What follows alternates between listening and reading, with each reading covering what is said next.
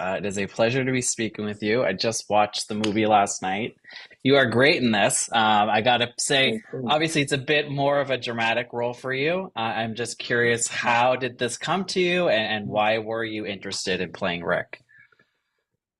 Well, I'd known the director Robert for a long time, and being able to work with him professionally was really such an honor. And got the script and I read it. And it's funny because it's the kind of script where my character I'm playing was talked about a lot before, so Mm, it kind of builds up this anticipation of who this guy is.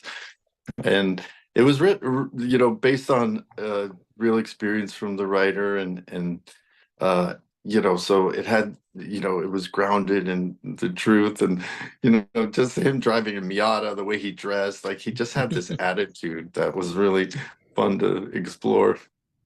And for you, how was it playing, or being in a movie that Robert was directing? If saying you guys were friends before this.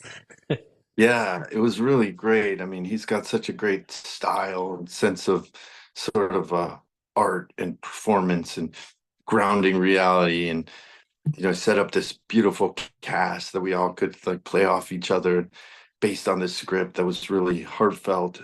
So it created a really interesting world. I had an opportunity to see Nick Jonas and Snow do a scene together and kind of see their dynamic before Mm, I was then on screen with them later in the scene. So I saw the sort of tone they had and how quick their banter was and how comfortable they were with each other and how kind of like they had this sarcastic slant to it. So it was cool for me to see that because I could play opposite. I could come in and be a little louder, a little like more abrasive, but I didn't have to overplay anything. It was all on the page, and just sort of trusting Robert, the sort of wardrobe kind of selection I had, and the kind of car, and hands me a smoothie and juice. right, you do get to balance these serious moments with these lighter comedy moments too, which I think is nice to. It's like a good showcase for you, I think. Thank you.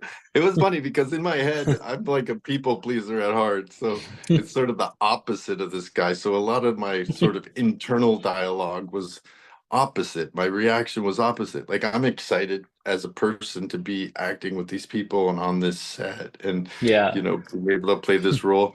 But my character, just wanted to get out of there. Like he didn't want to, he couldn't be bothered. Like, so it's a Hmm. funny, like, I almost was able to like think opposite of like what you're doing. And like I said, this is kind of a different kind of role for you. Do you? I'm curious. Just do you feel like you've been typecast in the past as like a certain type of role? And how is it? How rewarding is it when a director kind of is able to see outside of that? Yeah, it's really cool when directors can see outside of sort of what people think about you. I mean, even though I've been working in this business for a long time, it's kind of people have their opinions or they've seen certain things and they kind of think of you in a certain way. But people are complex and they can, have different layers and different life experiences, and you can bring a lot to it and you could show different shades, and it's fun. That's the best part. I mean, I've played roles too that I was really sort of, it wasn't the right role for me to play, so I know the difference as well. What's one that you think you weren't right to play in Oh, retrospect? Sherlock Holmes. I played Sherlock Holmes once and it was just a disaster.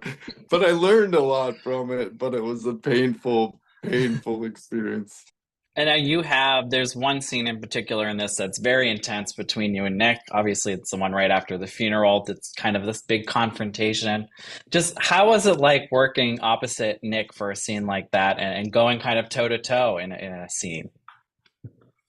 Yeah, I was really impressed. I mean, he's been acting for a long time, so I Yeah. shouldn't have been surprised. But, just his sort of attitude and his maturity, I know that sounds strange, but I guess he's had the kind of career where he kind of grew up in front of everybody.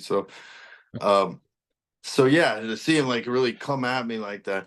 What's funny about that scene is what most people don't know is that there's a scene right before where we're all supposed to be in a limousine and we go from the funeral to this Mm, gathering afterwards. And my character was supposed to be in the limousine. But then Robert okay. called me up and he's like, I don't think your character would be in the scene. So you have like an hour off or something like that. I was like, no problem.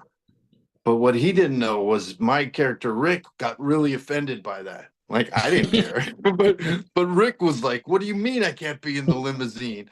Like because I would Hmm. think about like how Rick would think about that.